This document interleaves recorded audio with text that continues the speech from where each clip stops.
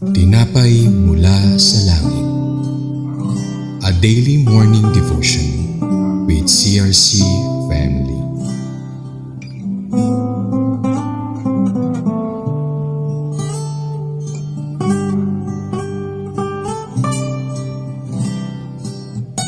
Isang mapagpalang gabi po sa bawat isa. Ako po pala si Brother Aljen ng CRC Summerfield. Samahan niyo po ako sa maikling devotion natin ngayong umaga po para sa tinapay mula sa langit. Ang aking pong mensahe ay matatagpuan sa Deuteronomy chapter 14 verse 3 to 9 to 19 to 21. Samahan niyo po ako. You shall not eat any detestable thing. These are the animals which you may eat: the ox, the sheep, the goat, the deer, the gazelle, the roebuck, the wild goat, the ibex, the antelope, and the mountain sheep. Any animal that divides the hoof and has the hoof split into and chews the cud among the animals that you may eat. Nevertheless, you are not to eat of this among those which chew the cud, or among those that divide the hoof in two: the camel and the rabbit and the shafan, for though they chew the cud and they do not divide the hoof, they are unclean for you. Verse 8, the pig, because it divides the hoof but does not chew the cud, it is unclean for you. You shall not eat any of this flesh, nor touch their carcasses. These you may eat, all of that are in water, anything that has fins and scales you may eat. And all the teeming life with wings are unclean to you, they shall not be eaten. You may eat any clean bird, you shall not eat anything which dies on itself. You may give it to the alien who is in your town, so that he may eat it, or you may sell it to a foreigner, for you are a holy people to the Lord your God. You shall not boil a young goat in its mother's milk. Samahan niyo po ako sa isang panalangin. Panginoon naming Ama, patawarin niyo po kami sa aming mga pagkakamali, pagkakasala. Salamat po sa salita mo ngayong umaga. Dalangin po namin ng inyong Espiritu Santo na siyang manguna po sa amin upang matuto kami ng salita. Tulungan niyo po kami maunawaan ang inyong salita at linisin niyo po ang aming puso. Pang sa gayon ay patuloy kaming makasunod sa kalooban mo at maganap namin ng iyong mga salita, Panginoon, ng iyong mga kautusan. Maraming po salamat, O Diyos.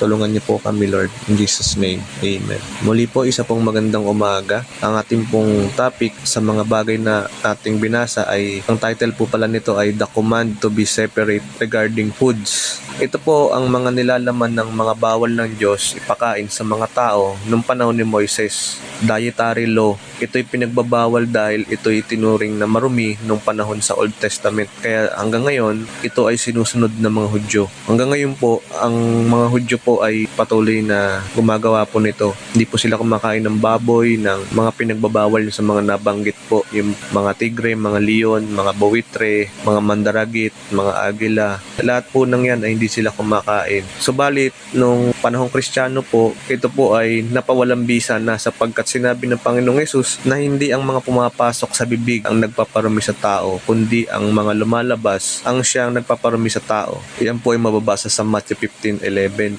And malinaw po na sinabi ng Panginoong Hesus, hindi ang mga bagay na pumapasok sa tao ang siyang nagpaparumi sa tao, kundi ang mga bagay na lumalabas. So kung tayo po ay mga nagsisinungaling o palamura, yun daw po ang magpaparumi sa atin. So kung tayo po ay nakakapagsalita ng hindi tama sa ating kapwa, ay nagkakasala po tayo. Dapat po tayo magsisi at humingi ng tulong sa Panginoon upang tayo ay baguhin ng kanyang biyaya. Yun po yung mga nagpaparumi. At mababasa rin po natin sa Acts chapter 10 verse 9 to 16 ang isang pagkakataon, ang isang tagpo na kung saan si Apostol Pedro po ay nagkaroon ng vision sa lugar na yun. Siya po ay nakakita ng isang vision, pangitain, na bumababa galing sa langit yung mga animals na pinagbabawal kainin. Ito po yung mga nakasulat sa Deuteronomy 14. Sa Acts chapter 10, lahat ng yon nakita ni Pedro na bumababa galing sa langit, at ang tinig nagsasabi, sabi ng Panginoon ay, Peter, ikaw ay magkatay at kumain. 3 beses po yun. Sabi ni Pedro, hindi Panginoon, ako po ay hindi kumakain ng mga bagay na pinagbabawal ng Jewish law, Jewish customs. So, sa kanilang tradisyon, sa kanilang kautosan ay hindi siya kumakain. Ngunit sinabi ng Panginoon na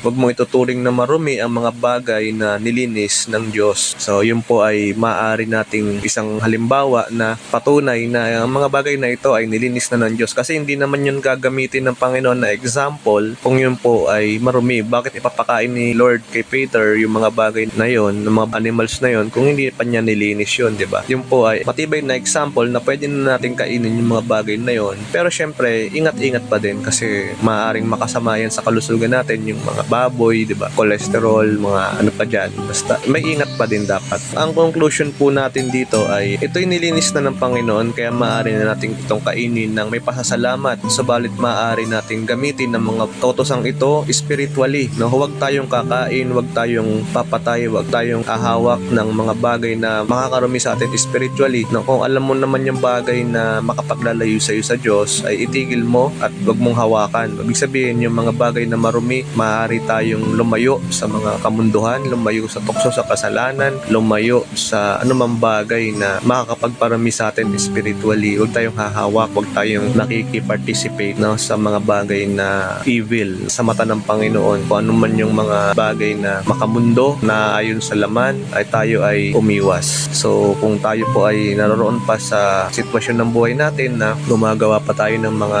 kasamaan o ng karumihan, ay humingi tayo ng tawad sa Panginoon at tayo magsisi at humingi ng tulong sa Holy Spirit na tayo ay makapamuhay ng tama at malinis, sapagkat sinabi ng Panginoon na doon sa Deuteronomy chapter 14 na kayo ay aking mga tao na sineperate, kayo ang aking bayan, kayo ay dapat na mabuhay sa kabanalan. No? Sabi po yun sa Deuteronomy chapter 14, sabi niya 21, you shall not eat anything which dies on itself. Tayo po ay dapat na mabuhay ng banal, sapagkat sabi dito sa 21, you are a holy people to the Lord your God. We are the church. We must be separated from the world. Yun lamang po. Salamat po at nawa po ay tulungan po tayo ng Panginoon na mabuhay ng matuwid at banal. Salamat po. Niyo po ako sa panalangin, Panginoon. Tulungan niyo po kami na mabuhay ng matuwid at banal sa inyong harapan. Patawarin niyo po kami sa aming mga nagawang kasalanan. Tulungan niyo po kami na ituwid ang aming lakad, Panginoon, at huwag kaming humawak ng mga bagay na marumi spiritually, ang kasalanan, ang kamunduhan.